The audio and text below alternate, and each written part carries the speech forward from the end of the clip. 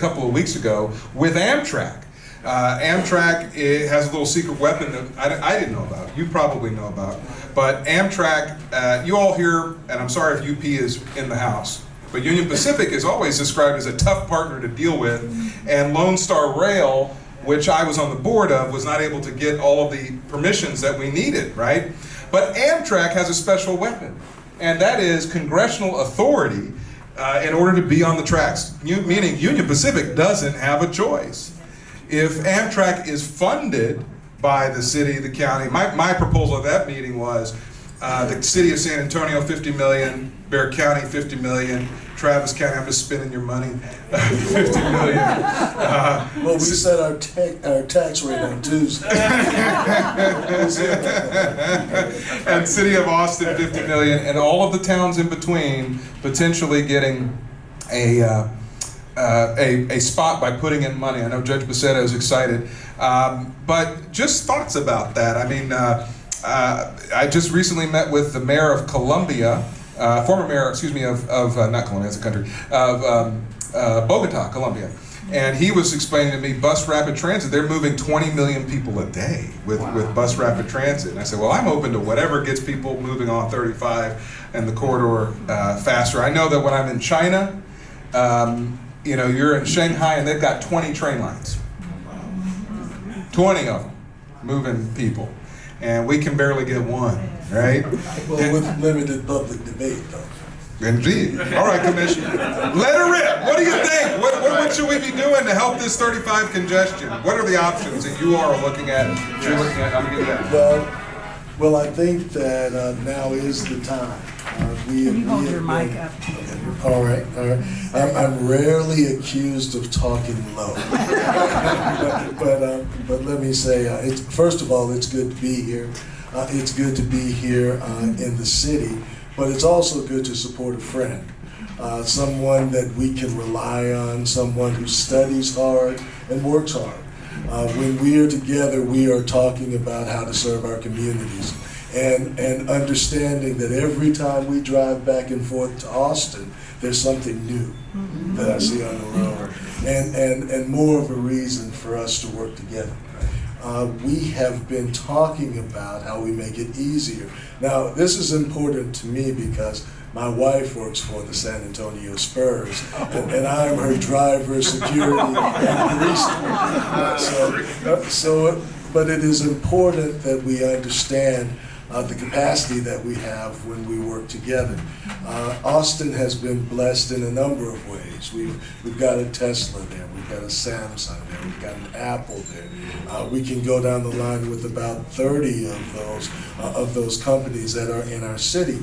But what is really important to those companies is not only mobility, but that we can train a workforce for them, and that we can prepare and make sure that we are working from a regional perspective. That we are trying to do things that make sense as we build over time. How do we look at our pre-K through 12 students and prepare after-school programs for them? How do we make sure that from 3 o'clock to 7 o'clock you've got a safe place to be? You've got someone to help you with your homework, you've got a third meal, and you've got someone who's going to prepare you for the workforce. As we grow together as communities, it's going to be critical that we think about infrastructure, but we think about human capital and the things that it's going to take to continue to attract companies to our community, because it is important that we have the opportunities for passenger transportation that Amtrak provides, but it's also going to be important that we address freight movement as well. Because where Amtrak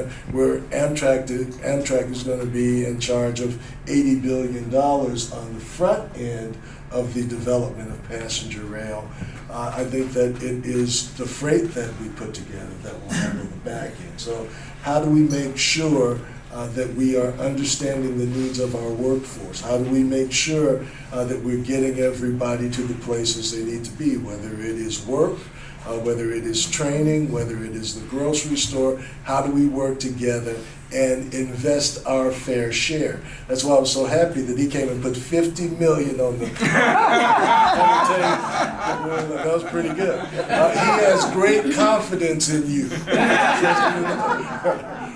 But the important thing is that we see each other as partners. We understand that we only grow effectively when we work and grow together. And then we recognize also, I started with how we work with kids because my kids that are in programs are not my kids that are in trouble. And we want to create a space where kids understand that there are real opportunities for you, and we're going to work together to make sure that we build everything between here and Austin to give them every opportunity to excel. We want to be a community of choice. We want folks to want to live here. You know, a lot of them have moved here. You know, some of us say this county too. You know, but it's important that we understand the environment, the ecosystems around us, and that we build families, we build communities, and then we attract opportunities through business. So, I'm Baptist now. I'm not going to talk too. Judge? Well, I too am grateful to be here. I thank you all so much, and my Rolodex continues to grow. And just like you said, Commissioner, the Rolodexes, as we move through not only the region but the state, we go to conventions statewide, and there's a room full of county elected officials, and we are all interacting. And what Commissioner Trevelyan said is exactly right. We always come together, and it's, what are you working on? How can I learn from you, and how can we cross-pollinate our efforts to serve our communities? And so for that, I am most grateful to do this every time I'm ever asked. When the commissioner asked me to come over here, I said, you better believe it. I will absolutely be there, especially because his heart is in the same line of sight that mine is. It's a gift, it's an honor, and we are privileged to serve. And so as our Rolodex grows, what are we going to do with it? Serve more, serve better, serve more efficiently. And so when Commissioner Trevelyan talks about between Bexar County and Travis County, well, that's me. I am literally smack dab in the middle. I live in San Marcos, our county seat. Some of you may know the outlet malls if you don't know anything else. Right? That's right. But we're Dripping Springs, Wimberley, Ulen, Niederwald, Buda, Kyle, San Marcos, and we can keep going. But the point is, we are literally geographically the center of Travis County and Bexar County. Why is that important? It's because of these juggernauts in our vicinity that have made us the fastest growing county in the nation.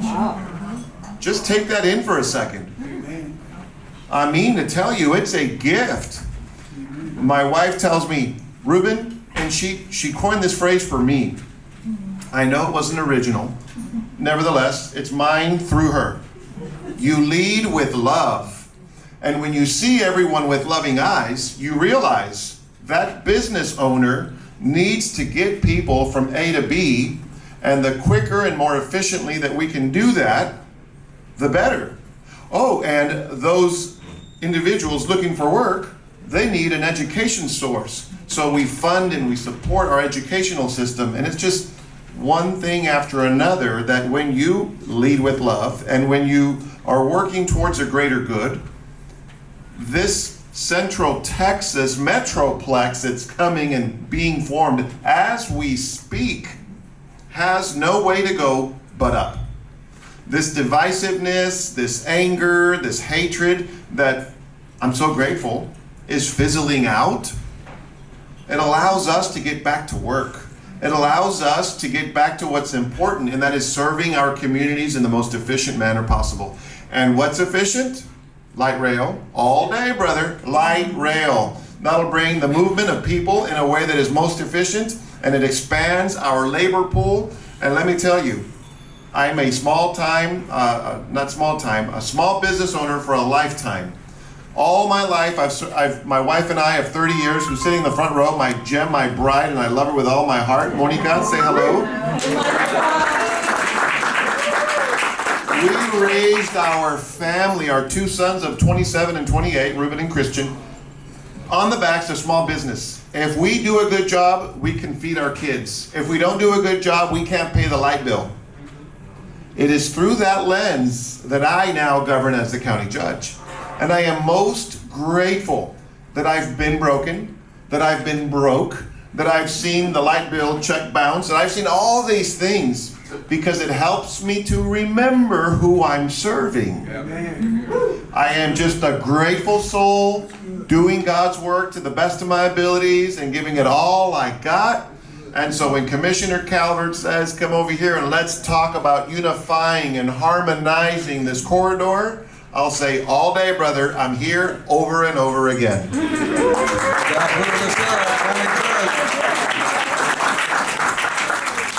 So, Commissioner, I was just wondering, I know there's a lot of competing interests. I know the judges, maybe a little bit more on the rail side, but bus rapid transit, roads, rail, thoughts about this 35 thing? I mean, you come from a precinct that has had a traffic jam since 1985. and you're in an area that's inheriting all the people who can't, unfortunately, many of them who can't afford to live in Travis County. They're coming into Hays County. It's actually turned Hays County Democrat. And we have, speaking of great Democrat, Commissioner Tommy Atkinson, my predecessor. Thank you for coming. Commissioner Judge Becerra, Commissioner Trevelyan, Commissioner Atkinson. Okay, now we're dispensing with Commissioner's Court here, introductions. But, is it something that you think is going to realistically be done? I mean, obviously we've done roads all day, but thoughts about what is realistic right now? Well, there's a need, and you only have to drive from Austin to San Antonio one time to know that a lot of work needs to be done. But we've got the capacity to do it. I think that when you look at the planning that has occurred just through our Project Connect process, we in Austin, the old mantra used to be, well, if we don't build it, they won't come. They did not get the memo. So what we realize is that there is no magic bullet. That it's not going to be buses or trains. It'll be buses and trains. That we are going to need commuter rail, which we're using now, but we're going to need light rail as well. I do not know a city that is described as a great city that does not have a great transit system as well. That's right. And that is our goal, to build that during this generation, not the next generation. It is important that we do what I call asset mapping. We have so many assets that are available to us, and oftentimes many groups are working independently of one another. We have to start working together so that we lay all of our assets, so that we are delivering community. And when we build those things together, we build a place that we all want to live. Home run. I will say almost ditto, because we're not doing that with Tesla, because they haven't opened up shop yet with us. But what he said is exactly on point. When you have a healthy and an educated and a abled community to go to work, that's the color of politics. It's not red, it's not blue, it's green. When people have a job, when people can have a roof over their heads and eat and peacefully sleep, that changes everything. That changes everyone's world. And so no longer will they be clinging to the media. Sorry for those media folks in here. But there are those in the media, not everyone. The broader the statement, the narrower the mind. The folks will make a lot of money dividing us with anger and fear. And those things are contagious. But guess what? Says the billboard, so is hope. Hope is also contagious. And when Tesla is open up shop and Travis County Commissioner's Court is saying, oh yes, make sure you're doing this, and you're connecting the dots so that everyone not only is moving through the education system, because let's face it, what's that education for? if not to get a useful job where you can be a healthy taxpayer and you're out of the way, you're out of trouble, you're out of our judicial system, and you're a great, happy contribution to your community. That's everything he's just described. We're on the same wavelength, but the size of my county, even though we're the fastest growing county in the nation, population 300,000, I mean, that's less than what's in each of these precincts. But just know this, we follow the same roadmap. It's no accident we're together here. We believe in these same philosophies. We continue to push because a really good friend of mine, she's already passed away, God rest her soul. She said, I used to get heat from people that would say, well, why are you fighting for, this was a while ago, why are you fighting for minimum wage jobs in San Marcos when they could just drive to Austin for minimum wage jobs? And you know what she said? I'd rather them stay home for minimum wage jobs than have to drive to Austin for the minimum wage jobs. So that just really helped me remember, keep that trajectory following even and steady and true north, because no matter what, it's always good when you have a job. So thank you for what you guys are doing. Thank you very much. If I could just,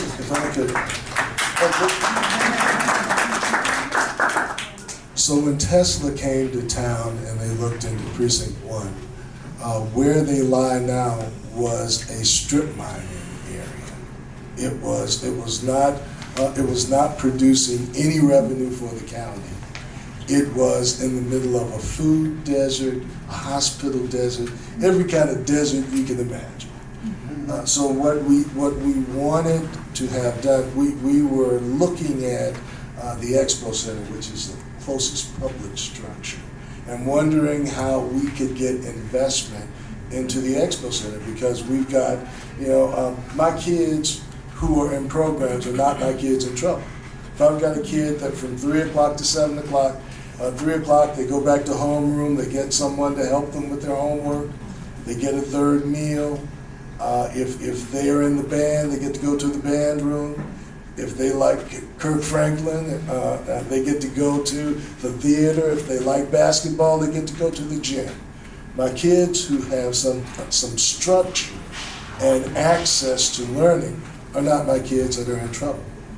So the first thing that we wanted was for them to make an investment in our community spaces, but also we wanted to make sure that the jobs that came, of the first 5,000 jobs that came, 3,000 were blue collar and did not require a college degree. And we understand with the benefits and whatnot, the average salary was somewhere north of $50,000. So we took an area that was not producing anything and we brought in a company that wants to be significant. Now the company is not very tall, but its footprint is larger than the Eiffel Tower. So they were able to come in to change a strip mining area into a green area that put its own wastewater in, is working to make sure that it is as green as anything around it, but more importantly, created a space for people who lived in the community that had been ignored by the city and the county for years, and made it the focal community in the area. So we can take those areas that are not productive and bring things that can really build the area and build community as well. That was significant. Well, I appreciate, one, that you worked hard to get 50% that they had to hire from the community. We had that, I put that in, and then the court reversed me on that and went to 25% for some of our abatements. So just so you all know that, okay? I think we can do better than 25% for our people here. They're doing it in Travis County. So just remember that, let that seed germinate all over town. Well, if you get them in your SMSA, that is because... And that's great. And that gives you flexibility, a little bit of flexibility. Because because of affordability. Metropolitan Statistical Area, for those of you who don't know these acronyms. So many people are moving out of Austin Because to of the cost of Round Rock, to San Marcos, to Right. Kyle, because they can't afford to live there Right. anymore, and we did not want them left out. Understood. Smart move, and I so noted. So if there are questions, pop those hands up so I can see them if you have a question. But let me just say, I see you, Dad, but they've come a long way. Just in terms of questions, if you have a question, please raise your hand. College district students, and so I've led the charge on court to get those funds to help more students work in multiple departments of the county, which I think is really important for the kinesthetic, the seeing by touching, kicking, and doing it. I'm grateful that I'm a product of summer jobs programs that my dad and Beverly Watts Davis wrote the grant for. I was paid $100 a month at San Antonio Fighting Back, Alcohol Substance Abuse Prevention Intervention Program. And I remember my mom coming in to pick me up on the last day, and Beverly Watts Davis wrote me a $40 check. And I showed it to my mother. I said, "Look, Mom, 40 whole dollars." Now, I worked 8 to 5, so it was slave labor. They got off cheap. But it was the best slave labor. I'll do it again. Thank you, Beverly, for the opportunity to grow myself through work. Thanks for standing by me all this way. You have the floor. Well, it has been my honor and pleasure, and truly, sir, I've had the pleasure of knowing both these gentlemen, but this has truly been my heart.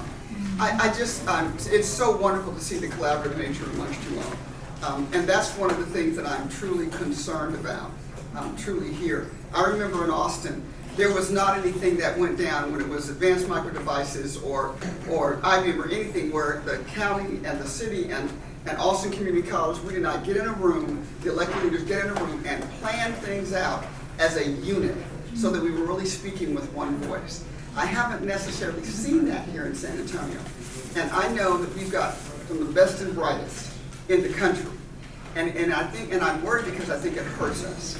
And I'm asking, number one, what Kool-Aid can we give to all the elected officials for them to drink so that they recognize that they are truly better together and much stronger? And kind of this Lone Ranger stuff, learn from the people who are there. What's your best recommendation? And the second one is, just as Commissioner Calvert said, we've really got, I'm hoping, how are ways for us to go deeper? The internship program was wonderful, but I'm dealing with so many people who, honest to God, do not know how to work. Now this is, and I know that if I'm speaking to so many people, people are going to be shaking their heads. It's not that our children are, bad, don't want to, they really don't know how. And I'm just wondering what we can do to go downstream even more, to begin to start working with people during the summer in their sophomore year, so that when they're sophomores and juniors and seniors in high school, they understand about getting up and going to work. They understand how do you save and all those things, because I'm watching these young people and they're just like oblivious to some of these concepts. Thank you for the question. I'm going to say this last question. I'm going to answer this one first and then turn it over to my colleagues to wrap it up, because I'm the birthday boy and I can do what I want to. But I want to say this by wrapping up. It is my birthday this week, and thank you very much for being here. And I want both of you to know that you are treasures to me. I want to thank you for your friendship, for the love, for the mentorship, for everything that you give, and it's very special that you took the time. It shows who you are, coming all the way from Travis County and Hays County, your commitment to serving others and to just supporting each other in this very difficult business. I truly, from the bottom of my heart, thank you for, and you all are my birthday gifts because of the time that you all took. You're a gift, and it means a lot, and it's with intention that I asked you both to be here because you're in the highest regard. And thank you both.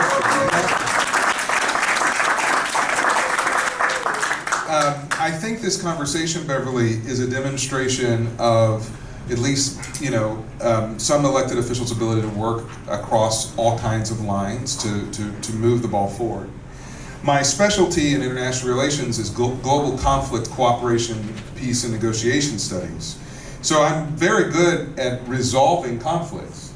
But Commissioner Atkinson can tell you, sometimes you gotta have a fight on Commissioner's Court. Some things, you gotta fight.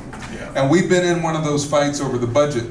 But that doesn't mean that we can't continue to come together. One of the strong fights that I'm having on the question you raised is the funding of an advanced manufacturing training center at Brooks that my court should have funded the cost overruns of $6 million, but we put a silly random cap on ourselves of $10 million for capital, and so it wasn't able to get done. That does not make sense to keep our economy and keep people from going into shootings and feeling hopeless because they don't have a job and they don't have a way to do it.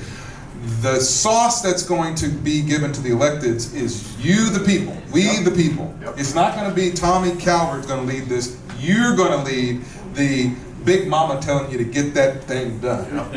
Okay? You've got to tell the other electeds, you know better than that. You know our economy needs that. It's not going to be me that leads it. It's going to be we that lead it. So I just want to turn that over to you and thank you all for coming and let my colleagues answer the question that you asked. Whoever wants to go. Okay. Well, once again, I appreciate the opportunity to be here, and I plan to be here a whole lot more because you got the first pick in the draft. You got a check on your I think that we have to take a two-generation approach, and when you look at Aspen Institute, it talks about not only helping our kids, because our kids figure out in about 4th or 5th grade whether this education thing is going to work for me or I need to be scrambling. Well, we need to show them that there are opportunities here that we can help build you towards that will put you in a position where you won't have to look over your shoulder. You can buy a house. You can send your kids to college. And we need to do that not only, though, for our students, but also for folks who need a second chance. One thing we've tried to do in Travis County is we've put at least $250,000 a year in second chance opportunities so that we can pay to train people who are coming out of jail so that they can have jobs when they get out of jail. One example is we paid for 14 CDLs, commercial driver's licenses, and that is in very high demand. So all 14 that came out were given job offers, and the lowest job offer was $25 an hour. Those are folks that don't have to go back. So we need to make sure that we are looking at, even the Koch brothers tell us that what we're doing now in jails and prisons is unsustainable. And if we spend our money making sure that we're focusing on literacy, training, and addressing just the jobs where in our markets we don't have enough employees. We don't have enough teachers, we don't have enough hospital workers, we don't have enough construction workers, we don't have enough electricians, just pointing to the places where we know their jobs and we don't have enough people, and giving folks the opportunity. If you're in Travis County and you want to get your CDL, we pay for it. You don't have to pay anything. So now you can work for a school district, now you can work for a construction company, now you can work for Cap Metro. We are going to double the size of Cap Metro's employee base over the next 10 years. And we're trying to make sure that everybody wants to work at Cap Metro instead of other places if they are a bus operator or a mechanic. So we need to, once again, map our assets. Where do we know that every person that we prepare will have a job? Then we sit down with our local workforce board. We provide the training, and we provide also the child care and the assistance with transportation so that we make sure that we match people with jobs that will give them dignity and the opportunity to take care of their families. LBJ School, Harvard, Carnegie Mellon, right here.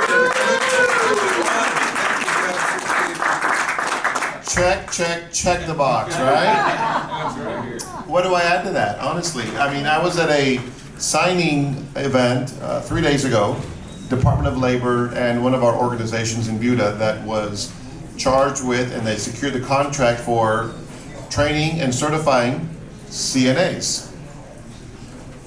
Exactly, everything you're saying. This is why we are together.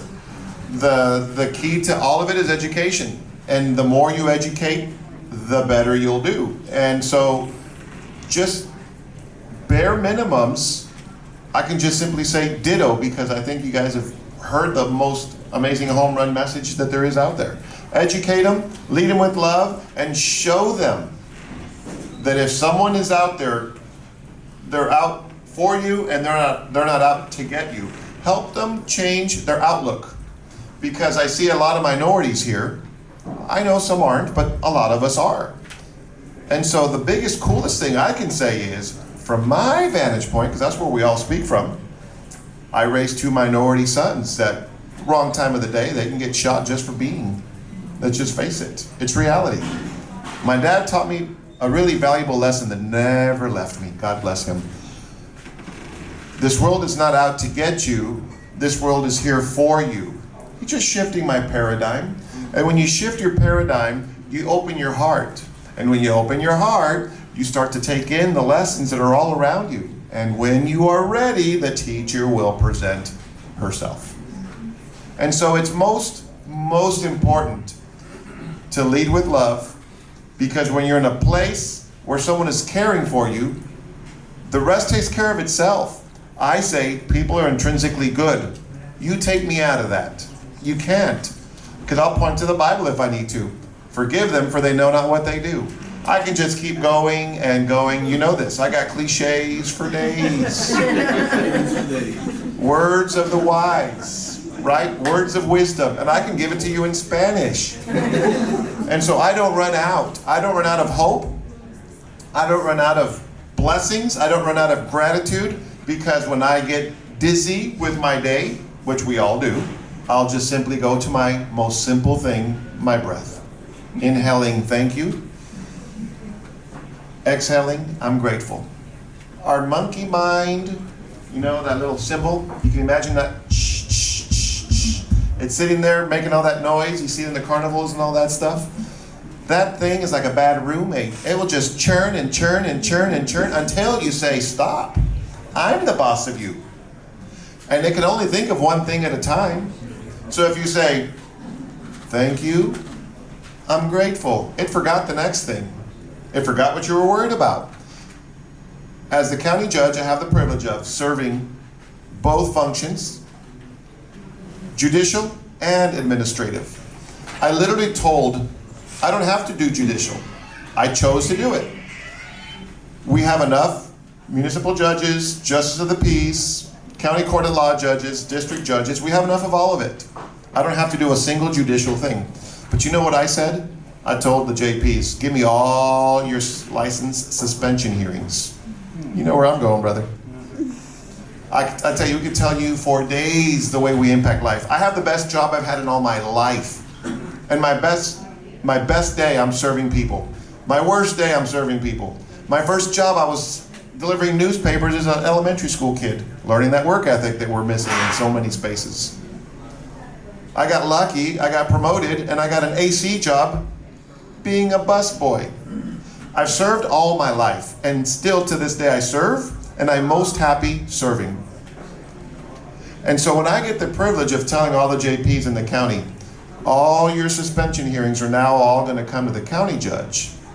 Well, DPS looked over a little puzzled, and they said, what? And I said, that's right.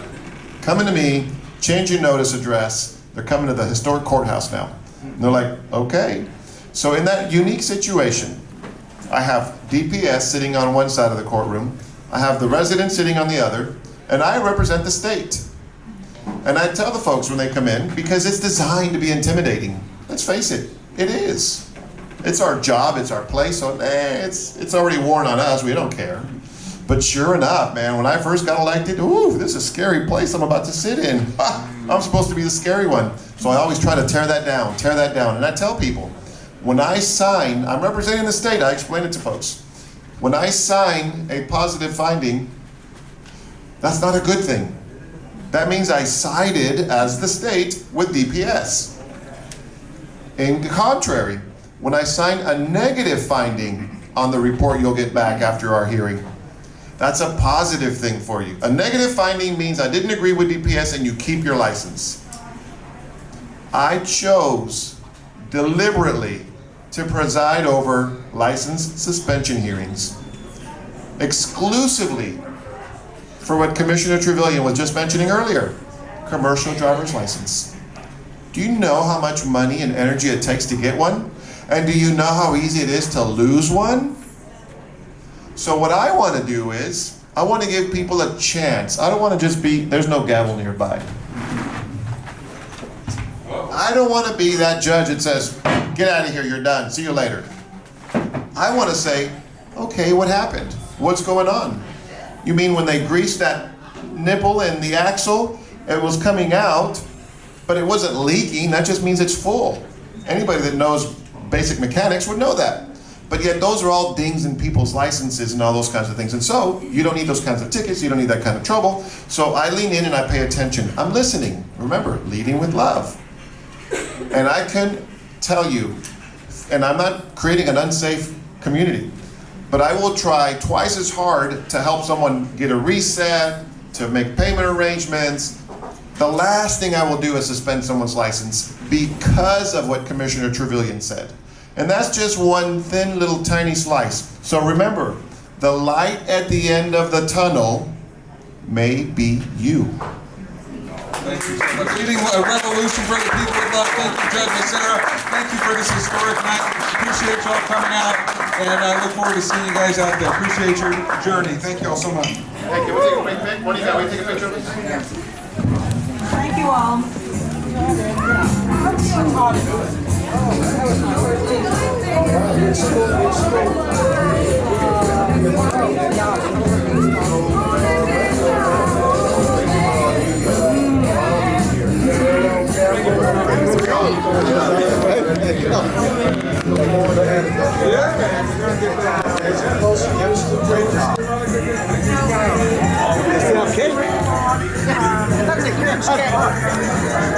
It's like oral. It's like you like vanilla, you like chocolate?